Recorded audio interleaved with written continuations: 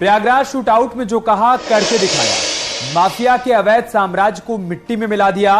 पहले उमेश पाल हत्याकांड के आरोपी अरबाज का यूपी पुलिस ने एनकाउंटर कर दिया, तो उसके बाद आज वही कार्रवाई आगे बढ़ती रही।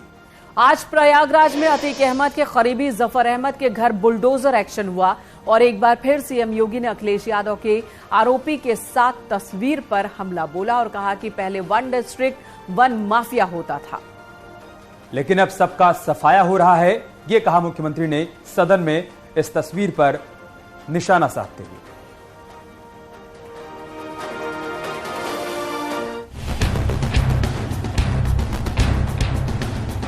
वन डिस्ट्रिक्ट वन माफिया, कौन जिला ऐसा नहीं था जिसमें एक नया माफिया न खड़ा हुआ।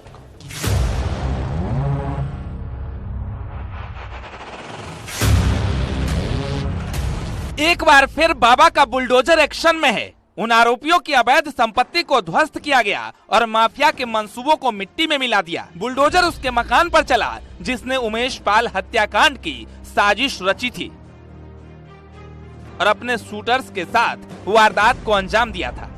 भारी पुलिस फोर्स की मौजूदगी में उस 2 मंजिला इमारत को ध्वस्त कर दिया गया जहां शूटर्स को पनाह दिया गया था और इस कार्रवाई से योगी सरकार संदेश दे रही है, जहां वारदात वहां से बुलडोजर एक्शन का आगाज। प्रयागराज की घटना को लेकर के पूरी घटना का जो साजिश करता है उसकी फोटो वायरल हो रही थी।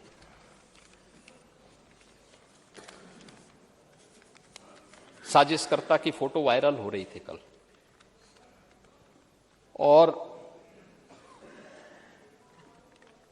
कोई उससे भाग भी नहीं सकता है। लोग कहें कि साहब सोशल मीडिया का जमाना है, लोग कुछ कर लेंगे। अरे हाथ मिला रहे हैं, पीछे आपकी पार्टी का सिंबल लगा हुआ है और तब भी आप उससे मुंह मोड़ने का प्रयास कर रहे हैं। चाहे सीएम योगी का मिट्टी में मिलाने वाला बयान हो या फिर फरमान जिसे यूपी सरकार के मंत्री दोहरा रहे हैं। औद्योगिक विकास मंत्री नंद गोपाल गुप्ता नंदी ने कहा कि सीएम योगी ने गुंडों पर सख्त कार्रवाई के निर्देश दिए हैं। अपराधियों के समूल नाश को लेकर कार्रवाई हो रही है। जो अपराधी है और उसके खिलाफ कार्रवाई करना, यह पुलिस प्रशासन का दायित्व भी है। और जो अपराध हुआ है प्रयागराज में श्री उमेश पाल जी की हत्या का, वह साधारण अपराध नहीं है। ऐसे अपराधियों के खिलाफ जितनी भी कानून के दायरे में कार्रवाई कठोर से कठोर की जा सकती है, की जाए, ये हम लोग अपेक्षा करते हैं और पुलिस उस कार्रवाई को आगे बढ़ा रही है। आदरणीय मुख्यमंत्री योगी आदित्यनाथ जी ने गुंडों और अपराधियों के खिलाफ सख्त से सख्त कार्रवाई की है। हमारी सरकार में गुंडे अपराधियों का समूल नाश हो, इसके लिए सरकार कार्रवाई कर रही है। जो भी अपराधी इसमें हैं बख्शे नहीं है। देखिए, समाजवादी पार्टी की सरकार में गुंडे अपराधी माफिया किस तरह से खुलेआम गुंडागर्दी करते थे, ये सबने देखा है। बीजेपी के नेता बुलडोजर एक्शन के साथ ही समाजवादी पार्टी पर भी हमलावर हैं और अखिलेश यादव को निशाने पर ले रहे हैं, क्योंकि उमेश पाल हत्याकांड के आरोपी सदाकत खान के साथ अखिलेश यादव की एक तस्वीर सामने आई थी, जिस पर बीजेपी के नेताओं ने उन्हें चौतरफा हमला किया। हमारे मुख्यमंत्री जी की जो विल पावर है उसी का परिणाम है। और जिस प्रकार से सरकार अपराधियों के खिलाफ बगैर किसी भेदभाव के, बगैर किसी राजनीतिक दबाव के काम कर रही है। पिछली सरकारें में अपराधियों के खिलाफ कोई कार्रवाई नहीं होती थी, राजनीतिक संरक्षण उन्हें साथ रहता था, वो राजनीतिक व्यवस्था से भी जुड़े थे। लेकिन उत्तर प्रदेश की सरकार इन सब पर कार्रवाई कर रही है। और अगर आप अपराधियों का इतिहास देखोगे तो समाजवादी पार्टी का सरकार का इतिहास अपराधियों माफियाओं के साथ है और अपराधियों के साथ रहा है। और यही कारण है कि समाजवादी पार्टी की सरकार में राज्य में कानून व्यवस्था की स्थिति बहुत खराब रही है। देखिए, ये एक प्रक्रिया है कानून व्यवस्था की, पहले भी चल रहा था, आज भी चलेगा। जिसने कानून तोड़ा है, अवैध जमीनें हत्याई हैं, उनके ऊपर जरूर बुलडोजर जरूर चलेगा। बुलडोजर एक्शन के साथ सवाल उन सियासतदानों से भी है जिसने माफिया राज को बढ़ावा दिया, माफियाओं को अपनी पार्टी में विधायक सांसद बनाया और इस पर मुख्यमंत्री योगी आदित्यनाथ भी पिछली सरकार को घेर चुके हैं। लेकिन योगी राज में अब उन माफियाओं की बैंड बज रही है जिसने प्रयागराज जैसी घटना को अंजाम देने का दुस्साहस किया। उन आरोपियों के घर बुलडोजर चल रहा है जिसने घर पर बैठकर शूटआउट की साजिश रची और उन बदमाशों की लिस्ट तैयार हो रही है जिसने गवाह की हत्या की। मतलब पहले अरबाज का एनकाउंटर, फिर बुलडोजर एक्शन और अब उनका भी नंबर आएगा, उसे भी मिट्टी में मिलाया जाएगा। Bureau report, news 18।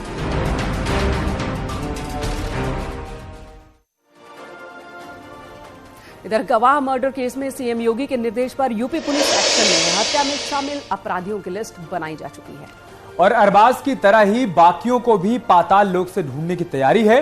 और इसकी खबर लगते ही गुजरात के साबरमती जेल में बैठे माफिया अतीक की हालत खराब हो गई है, क्योंकि उसे अब यूपी आने में डर लग रहा है। तो सवाल ये है कि आखिर अतीक की गाड़ी क्या पलटने वाली है? गाड़ी पलटने के डर से क्या वो घबराया हुआ है? यूपी आने से उसे डर क्यों लग रहा है? अतीक को सता रहा है एनकाउंटर का डर, एक सवाल यह भी है। और साथ ही सवाल यह भी कि क्या अतीक का विकास दुबे वाला हश्र होगा?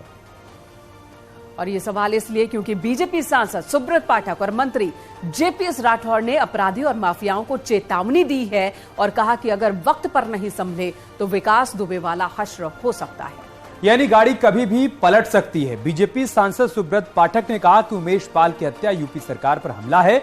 याद रखना, जब कानपुर का विकास दुबे नहीं बचा तो इन दुर्दांतों का क्या होगा, ये बताने की जरूरत है नहीं। और अब अगर गाड़ी भी पलट जाए तो कोई आश्चर्य की बात नहीं। हालांकि जब उनसे हमारे सहयोगी ने पूछा कि क्या आप ये कह रहे हैं कि गाड़ी जानबूझकर पलटी या पलट जाएगी, तो उन्होंने कहा नहीं, वो ईश्वर से प्रार्थना कर रहे हैं कि गाड़ी पलट जाए। वहीं जेपीएस राठौर ने कहा कि अपराधियों की गाड़ी भी पलट सकती है, अगर ज्यादा हो हल्ला मचाए तो गाड़ी पलट जाएगी और बाद में कहेंगे कि जानबूझकर गाड़ी पलटा दी।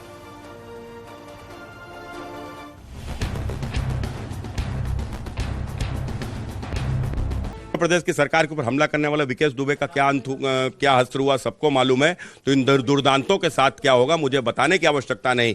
और ऐसे में यदि अतीक की भी गाड़ी पलट जाएगी तो मुझे कोई आश्चर्य नहीं होगा। नहीं तो उससे सवाल ये उठ रहा है कि क्या आपको कानून पर भरोसा नहीं है? क्या ऐसे ही गाड़ी पलटाकर ही न्याय किया जाएगा उत्तर प्रदेश के अंदर? नहीं, पूरा कानून पे भरोसा है। कानून पे भरोसा क्यों नहीं? जो कुछ होगा कानून के अंतर्गत ही होगा। नहीं, तो क्या आप चाहते हैं कि गाड़ी पलट जाए? कल पलटती हो तो आज पलट जाए।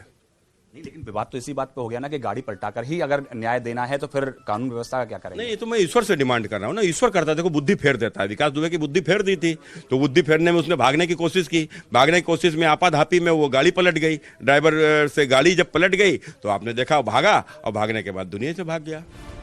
सिर्फ सुब्रत पाठक ही अतीक की गाड़ी पलटने की दुआ नहीं मांग रहे, बल्कि यूपी सरकार के मंत्री जेपीएस राठौर भी माफियाओं को चेतावनी दे रहे हैं। तो वही केंद्रीय मंत्री बीएल वर्मा का भी कहना है कि कानून व्यवस्था बनाए रखने के लिए जो ठीक होगा वो किया जाएगा।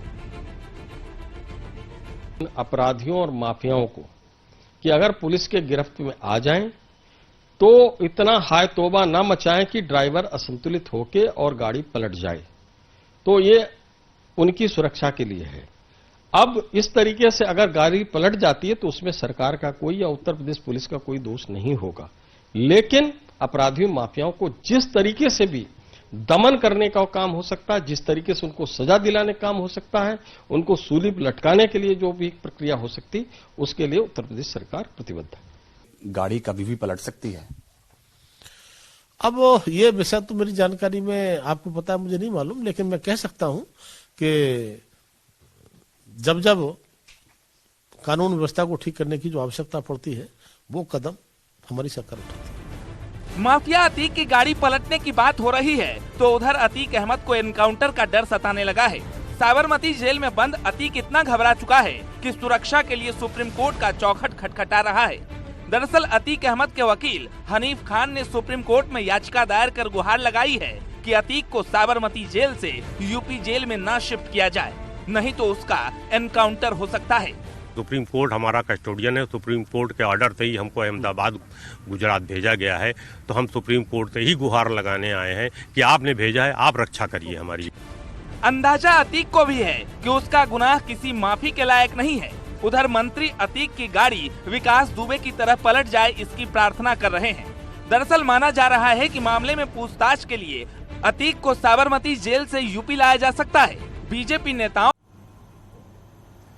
उत्तर प्रदेश विधानसभा में समाजवादी पार्टी के महासचिव शिवपाल यादव की टिप्पणी पर पूरा सदन ठहाकों से गूंज उठा। बजट पर चर्चा का जवाब देते हुए मुख्यमंत्री योगी अपनी सरकार की उपलब्धियों को गिना रहे थे और जब बाण सागर योजना का जिक्र हुआ तो पिछली सरकार में लोक निर्माण और सिंचाई मंत्री रहे शिवपाल यादव ने चुटकी ली और उन्होंने जो कुछ कहा उसके बाद पूरा सदन ठहाकों से गूंज उठा। उन्होंने कहा कि बाणसागर भी मेरे कार्यकाल में ही शुरू हुई थी और बताइए और क्या है। और यहां से विकास के रास्ते सदन में हंसते हंसते सभी लोटपोट हो गए। आपको रिपोर्ट दिखाते हैं कि कैसे सीएम योगी आदित्यनाथ और शिवपाल सिंह यादव के बीच हल्के फुल्के अंदाज में सवाल जवाब हुए। तो यही तो धोखा हुआ था। जागो तभी सवेरा। अरे क्योंकि जनता को मालूम था कि आप पूरा करेंगे नहीं, इसलिए जनता ने हमें चुन लिया था। सदन में जब सीएम ने की शिवपाल की तारीफ, 36 घंटे तक इस सदन में चर्चा हुई, लेकिन शिवपाल जी को छोड़ करके बाकी सपा गायब थी। और उनकी कभी कभी रुचि मुझे लगता है डेवलपमेंट पे है, लेकिन बाकी सपा गायब थी और इसलिए चुनाव में जनता ने उसको सफाया भी कर दिया। जब शिवपाल ने सीएम से कहा और बताइए, आपसे पहले प्रारंभ हो गई थी। और बताइए और मैं आ रहा हूं। बाणसागर में, अर्जुन सहायक में हमने करा दी है करीब 90%। करीब ही कर पाए थे ना, क्योंकि जनता को मालूम था कि आप पूरा करेंगे नहीं, इसलिए जनता ने हमें चुन लिया था। लेकिन महोदय 6 महीने पहले ये विभाग नहीं हटता तो सब हमें ही तो यही तो धोखा हुआ था।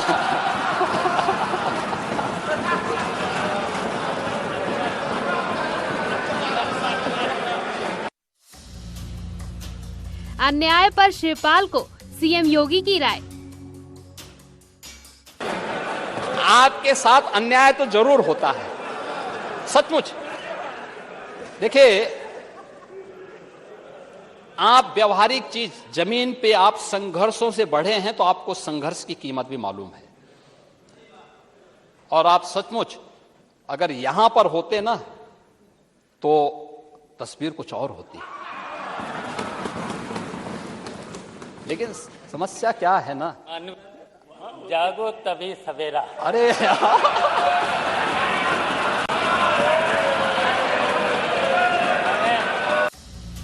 शिवपाल का तर्क, किसका किससे संपर्क?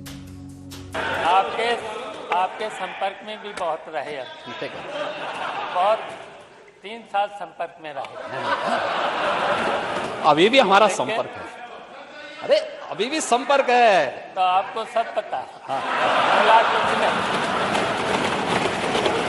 इन लोगों को कंफ्यूजन नहीं होना चाहिए।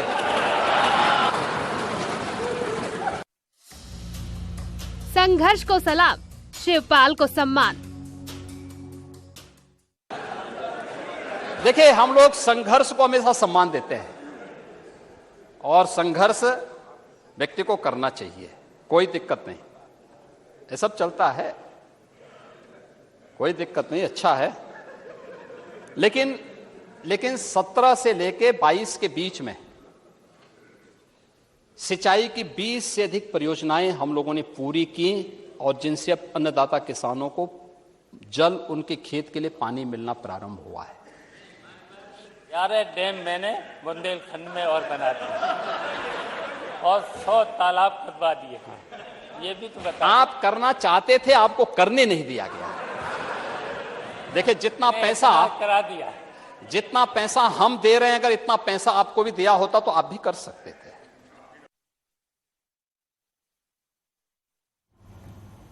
यूपी की राजनीति में मुख्यमंत्री योगी आदित्यनाथ के नाम एक अद्वितीय रिकॉर्ड दर्ज हो चुका है। उन्होंने मुख्यमंत्री के पद पर सबसे ज्यादा समय तक रहने का कीर्तिमान अपने नाम किया है। सीएम योगी से पहले कांग्रेस के मुख्यमंत्री संपूर्णानंद इस पद पर सबसे ज्यादा समय तक रहे। वहीं क्षेत्रीय पार्टियों के नेता चौधरी चरण सिंह, मुलायम सिंह यादव, मायावती और अखिलेश यादव सीएम योगी के आसपास भी नहीं दिखाई पड़ते हैं। आपको पूरी रिपोर्ट दिखाते हैं। आदित्यनाथ योगी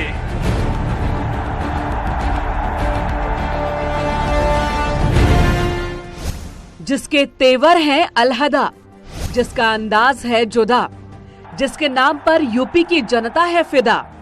यूपी के सबसे लोकप्रिय मुख्यमंत्री के नाम दर्ज हुआ एक और रिकॉर्ड। ऐतिहासिक, अद्वितीय, अद्भुत सफर लगातार। मैं आदित्यनाथ योगी ईश्वर की शपथ लेता हूं कि मैं विधि द्वारा स्थापित भारत के संविधान के प्रति सच्ची श्रद्धा और निष्ठा रखूंगा। 2175 दिन, 5 साल 347 दिन, ये यूपी के मुख्यमंत्री पद पर रहने का वो रिकॉर्ड है जो सीएम योगी आदित्यनाथ के नाम दर्ज हुआ है।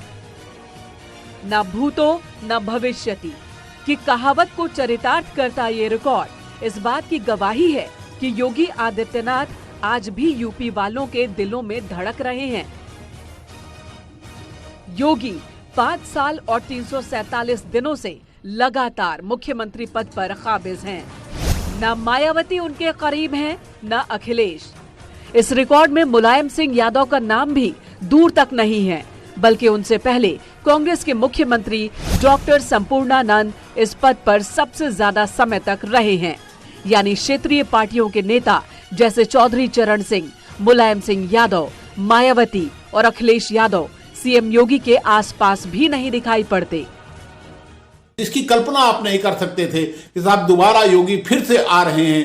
तमाम बातें कही जा रही थी, लेकिन फिर से चुनाव जीत करके योगी आ गए और वो लगातार उसी मजबूती से बने हुए हैं और मैं कहता हूं उससे कहीं ज्यादा मजबूत होकर उभर रहे हैं वो। सीएम योगी आदित्यनाथ की गिनती उन नेताओं में होती है जिनके नेतृत्व में यूपी में किसी पार्टी की दूसरी बार सरकार बनी। उनसे पहले ये रिकॉर्ड एनडी तिवारी के नाम था, जिनके नेतृत्व में प्रदेश में कांग्रेस पार्टी की दोबारा सरकार बनी थी। 22 मार्च 2022 को जब योगी आदित्यनाथ ने मुख्यमंत्री पद की दोबारा शपथ ली तो उन्होंने नारायण दत्त तिवारी के 37 साल पुराने रिकॉर्ड को तोड़ दिया था। वहीं उत्तराखंड बनने के बाद अगर देखा जाए तो मुख्यमंत्री योगी आदित्यनाथ उत्तर प्रदेश के पहले मुख्यमंत्री हैं जो दोबारा लगातार सत्ता पर काबिज हुए हैं। अब सीएम योगी के रिकॉर्ड पर नजर डालें तो लगातार मुख्यमंत्री रहने के मामले में कोई भी नेता उनके आसपास नजर नहीं आता है। सीएम योगी आदित्यनाथ लगातार 5 साल 347 दिन से मुख्यमंत्री हैं, जबकि इससे पहले कांग्रेस के संपूर्णानंद 5 साल 345 दिन तक लगातार मुख्यमंत्री रहे। जबकि तीसरे नंबर पर अखिलेश यादव का नाम आता है जो लगातार 5 साल 4 दिन मुख्यमंत्री थे। वहीं मायावती के नाम लगातार 4 साल 307 दिनों तक मुख्यमंत्री रहने का रिकॉर्ड दर्ज है, जबकि मुलायम सिंह यादव के नाम 3 साल 257 दिन तक लगातार मुख्यमंत्री रहने का रिकॉर्ड दर्ज है। यानी लगातार सबसे लंबे समय तक मुख्यमंत्री रहने का रिकॉर्ड अब योगी आदित्यनाथ के नाम पर दर्ज हो चुका है। सीएम योगी के इतनी लंबी पारी खेलने के पीछे सियासी जानकार कई फैक्टर को अहम मान रहे हैं। दावा है कि अभी तो ये एक ट्रेलर है, अभी इससे भी बड़े रिकॉर्ड योगी आदित्यनाथ के नाम पर दर्ज होने बाकी हैं। मैंने चुनाव में भी देखा, उसके बाद भी देखा, वो कानून व्यवस्था का है। जिस ढंग से माफियाओं के खिलाफ कार्रवाई की गई, उनकी कमर तोड़ी गई, ये इतना बड़ा मुद्दा था चुनाव में कि आप समझ लीजिए पश्चिम उत्तर प्रदेश में सारी स्थितियां विपरीत होने के बावजूद लोगों ने जिता दिया और उन्हीं पर भरोसा किया। दूसरा मुद्दा है जनहित के तमाम योजनाएं जो चली हैं उनको धरती पे उतार देना। सीएम योगी के नाम सिर्फ लंबे समय तक मुख्यमंत्री रहने का रिकॉर्ड भर नहीं है, बल्कि यूपी में 2017 और फिर 2022 लगातार 2 बार जीतने वाली पार्टी बनाने का रिकॉर्ड भी योगी के नाम पर दर्ज है। इसके अलावा सीएम योगी ने कई मिथकों को भी तोड़ने में हिचक नहीं दिखाई। कभी कहा जाता था कि नोएडा जाने वाले की कुर्सी चली जाती है। योगी आदित्यनाथ सिर्फ नोएडा ही नहीं बल्कि 6 साल में 25 से ज्यादा दौरे नोएडा के कर चुके हैं और मिथक को तोड़ते हुए पूर्ण बहुमत से पार्टी की सत्ता में वापसी भी कराई। अब लगातार सबसे लंबे समय तक मुख्यमंत्री रहने का रिकॉर्ड भी उनके नाम दर्ज हो चुका है। मैं आदित्यनाथ योगी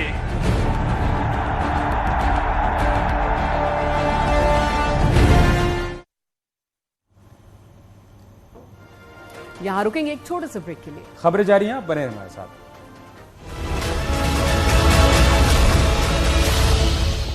इस न्यूज हेडलाइंस के प्रायोजक Jovees herbal face wash with papaya extracts, glow naturally.